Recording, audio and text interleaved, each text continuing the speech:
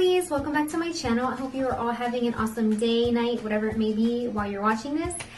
Today's video is going to be the next installment of my Wedding Lovelies series, and today I'm going to be talking to you about save the dates. Now, what is a save the date exactly? It's a pre-invite invite to telling all your guests when exactly the wedding is going to be, where it's going to take place, and what they can kind of expect from your wedding. But more specifically, I want to talk about DIY save the dates. Now, for those of you who don't know what DIY stands for, it stands for do it yourself.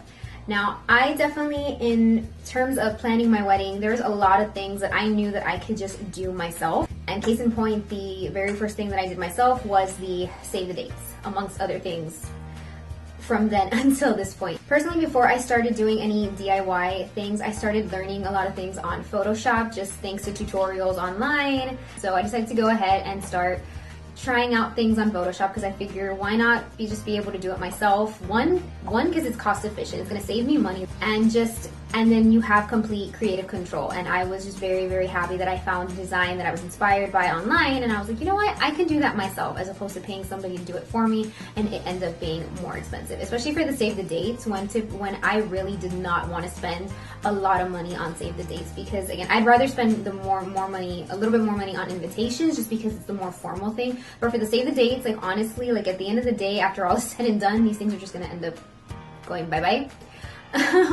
But I definitely wanted to go ahead and save money that way. So this is what I came up with. And so I just basically found the state cutout of where we're gonna be getting married, and then obviously I put save the date, and then our names down here, and then the actual date of our wedding.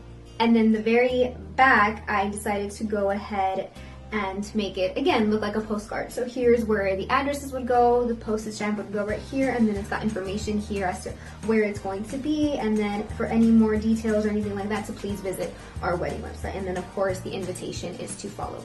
I'm very, very happy that I decided to do it this way because one, I was able to have complete creative control over it. So if anything, if I wanted to change, the color of this or change the font or anything like that, I was able to freely do so without having to, wait for somebody to then tell me, I can change it to this. What do you think about this? And then having to kind of go email back and forth. And I really didn't want to do that. And so not to say that there's a lot of people out there who don't just prefer to do that. That's totally fine. I'm just letting you know the way that I prefer to do it, just because this is just what I wanted to make sure that it was exactly what I wanted and how I wanted it and when. In terms of printing these out, I sent these off to overnightprints.com, and let me just tell you, I was able to get 100 of these for less than 50 bucks. Think about that for a second. Less than 50 bucks for 100 of these, and the paper is really, really nice. Like, you can hear that? It's really nice cardstock. This is 15 point, I believe, and it's really nice, soft, and even just sending these off like this in the mail, which I was kind of nervous about, they arrived in one piece. I didn't have to worry about anything because I saw pictures from some of my friends and family who have received them, and they're like in perfect condition. I'm very, very happy that I decided to go with DIY for this because, again, there's a lot of things that you should be spending your money on for a wedding, and stuff like this for paper and printing out, really, I don't think you should be me personally, sorry. You guys can do, anybody out there can do whatever they want, but I personally cannot justify spending a lot of money on things that at the end of the day, they're just gonna end up being thrown away. Makes more sense for you to splurge on, photography, videography, catering, alcohol, all the stuff that's actually gonna be needed more at your wedding than just, something like this that at the end of the day, when all is said and done, you're just gonna either put it in a scrapbook for yourself, but most of your guests and stuff are just gonna go ahead and toss it because after the wedding and everything's over, why do you need to keep it? But I digress.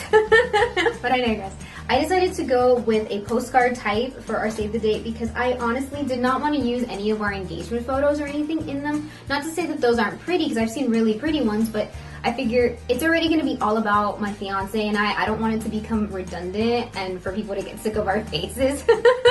If they're like, oh, okay, like another one is on the save the date or it's on the invitation or anything like that. Like, I didn't want to, I personally just didn't want to do that. I just didn't want to do that.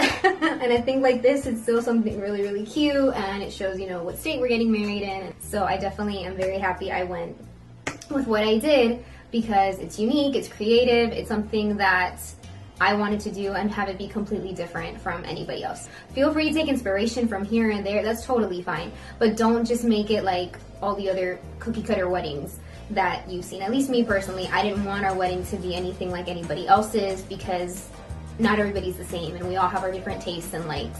And I think it's really, really important to keep the personal touches because that will definitely be something nice for you to have in video and in photos from here until the end of time.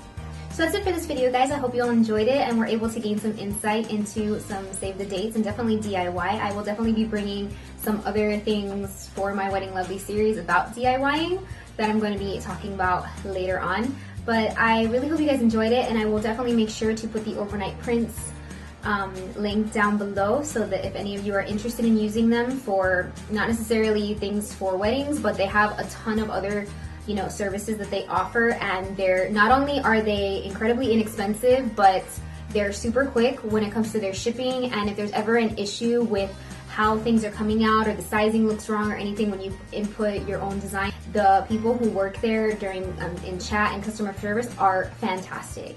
I had an issue one time with my invitations and they were able to help me out like you would not believe. Like I was freaking out that it wasn't coming out right, and they were able to fix it, no problem. And I got them in last week and they're absolutely phenomenal. But you won't be able to see what the invitations look like until I actually send them out, and that's going to be a few months from now, so definitely stay tuned. But thank you all so much for watching, and I will see you next time.